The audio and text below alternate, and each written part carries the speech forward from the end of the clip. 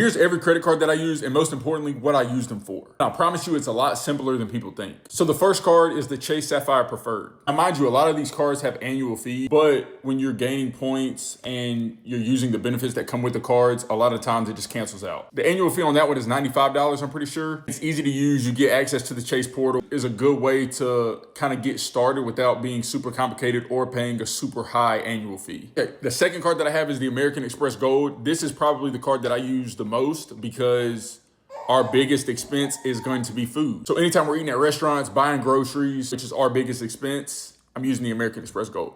The annual fee on that one is $325. You also get a ton of perks, a ton of benefits that I can go into in another video that essentially pays itself off. You're paying $325, but you're getting a lot more benefits than that. Okay, my third card is the American Express Platinum. Now, this is not an everyday spending card. Like, I don't even keep this one in my wallet. I keep this one in my passport holder. It's not a flight, a hotel. Honestly, one of those two, I'm not using it. Simply not using it unless I'm like using one of the benefits and I need to spend it on that card to be able to get the benefits for it. Now, that annual fee is $895, but I promise the benefits, if you travel a lot, I would not recommend getting that card if you don't travel a lot, because most of the time the annual fee doesn't make sense, but there are a lot of benefits that cancels out that $895 annual fee. And then my last card is the Capital One Venture X, which this is really just like a catch-all card.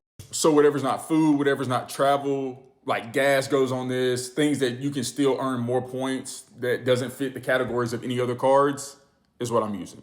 But I think the biggest mistake that people make and why it seems so complicated is that people think you need all of these at once. Start off with one. My recommendation, the Chase Sapphire Preferred, probably to start off. Then you can kind of work into the Amex family. But I like having a Chase, an American Express, and a Capital One because it gives you access to all of their partners, their airline partners, their hotel partners, which I can go into more detail about that in another video. But I would simply just start with one card that fits your lifestyle, whatever your biggest expense is.